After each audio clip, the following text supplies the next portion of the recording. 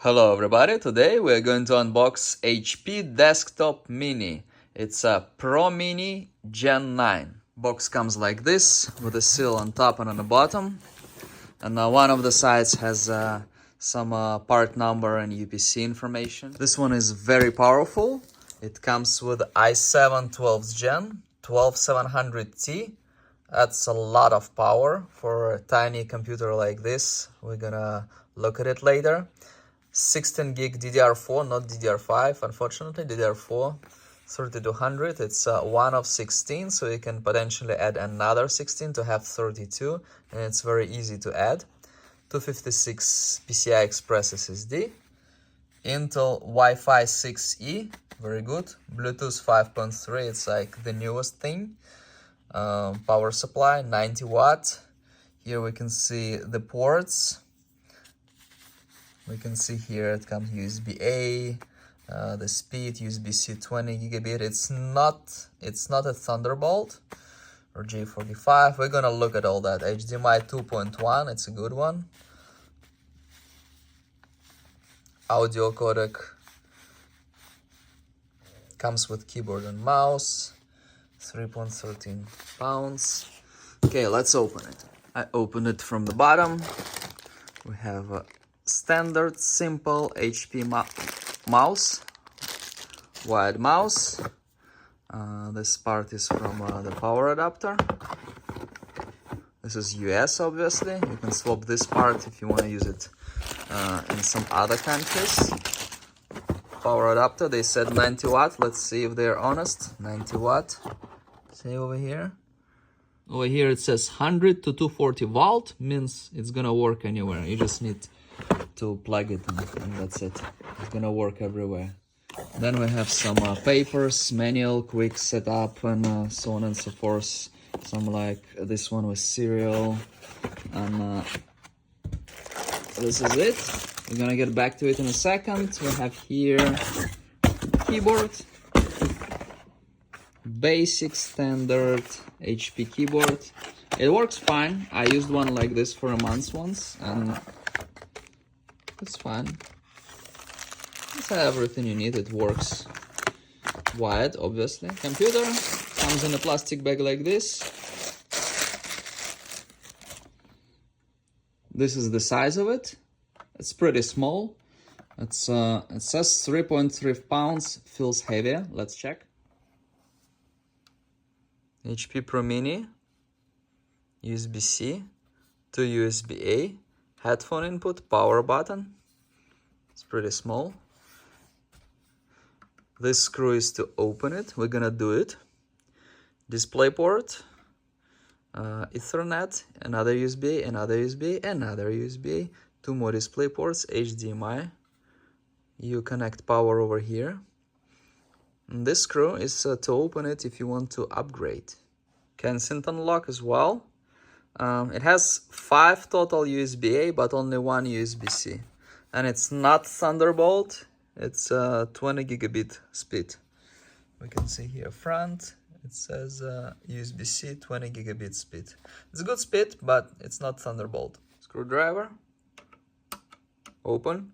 After we took out this screw, it might be a little bit tricky, but you just need to like slide in like this. And then just like this. And here we have our computer.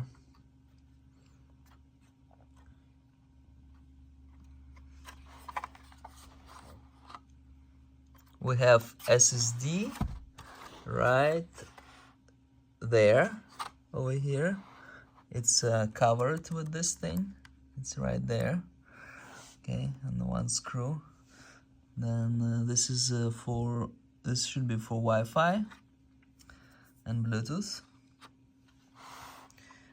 This is a fan, should be for CPU. Actually, it is for the RAM. Okay, so 16 gig. Okay, we have one. We can put another one here. It's a very easy process. Maybe I should show you. I don't know. Let's see.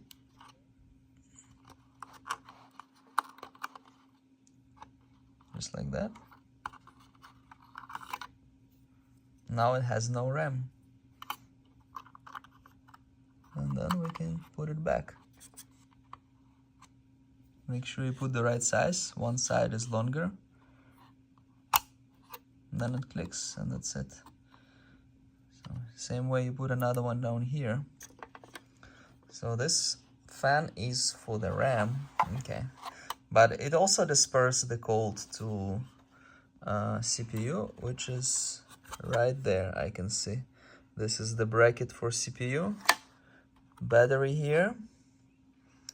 We have this thing, no idea what it is. We have some like complicated things here. Transistors, I have no idea. I had like seen like physics and stuff. I'm trying to see if you can also add a SATA hard drive or SSD. And unfortunately, I do not see how you can do it. I don't see that. I believe you cannot. There's also a version of it with a hard drive, with like 1 terabyte hard drive. So in that one, it's easy to put an SSD in here and keep the hard drive, or put a bigger one, or like switch Windows to SSD and put like a bigger, like 2.5 though, smaller hard drive, or a SATA SSD, like 4 terabyte or something.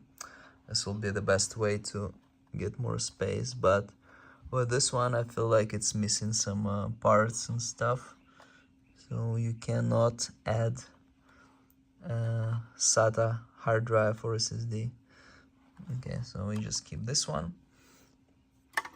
We put back the fan. I really like the concept of this small computer, and as for the power, it has plenty of power.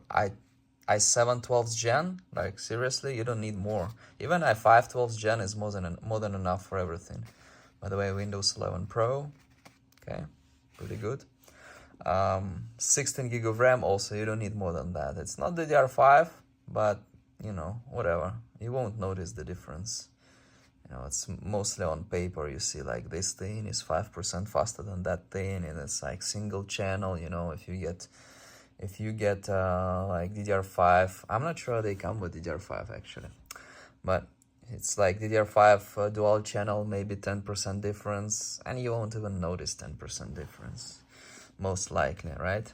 Unless it works on the peak, which probably will never happen with this CPU. I would say 12th gen or 13th gen, even i3 is good enough for office computer. i5, you're safe, definitely. i7 12th gen, it's really a lot of power. Let's put it this way, the computer I'm using is much less powerful than this one. One day I'm gonna get one like this for myself. This one is for my friend. It's gonna be much better. Let's say you wanna go places and you wanna keep your computer. You grab it with you, connect it to a different monitor or TV for that matter, or projector even, and you have your computer there, right? And it weighs like a laptop, but it's smaller. It's very portable. The only downside is that it cannot be a gaming computer. You cannot put a video card in, but it's definitely not the purpose of it. It's a great office or like everyday use computer, which you can take anywhere with you if you want, which doesn't take much space, which does not make much noise with the fans. It has one small fan. You won't hear it, I'm pretty sure. And it won't work really hard because this CPU, it really doesn't. It's really gonna work on like 10% or so, like all the time. It's not gonna heat or anything. Also, if you leave and go somewhere and you wanna like have your computer safe, you can just hide it somewhere or like put in a safe or whatnot. it's really good and easy, and it's I believe if you're looking to upgrade a computer and you don't want a gaming computer, so you don't need a video card, you probably should buy something like. And Lenovo sells similar ones. They sell like ThinkCenter, and Dell has Optiplex, and they all look almost identical, like almost exactly the same size, almost exactly inside. Comparable prices. Just make sure you buy this on sale. If it's not on sale, it's very expensive. Don't buy it at a high price. You know, if it's too expensive, then at that point you can just connect a laptop to a monitor. But if you get a good price, this is the best thing for office or like. I'm not sure though if you need i7 12th gen. I think i5 would be fine, but if you want to pay a little bit extra for i7 12th gen, it can be a good idea, because this CPU gonna still be good 10 years from now. For an office computer, it's gonna be good 10 years from now. I guarantee you that. It's probably gonna be equivalent of something like i3 22nd gen in 10 years. I would say so, and it'll be fine. It'll be new Windows 12 or whatever they call it. Maybe even like 2 Windows afterwards. It'll be fine. It'll be fine. Maybe you'll need to add more RAM in 5-10 years, but for now even 8 gig is fine, and 16 is like good enough for everything. HP Pro Mini is the best, bro. Thank you very much for watching. Please like and subscribe.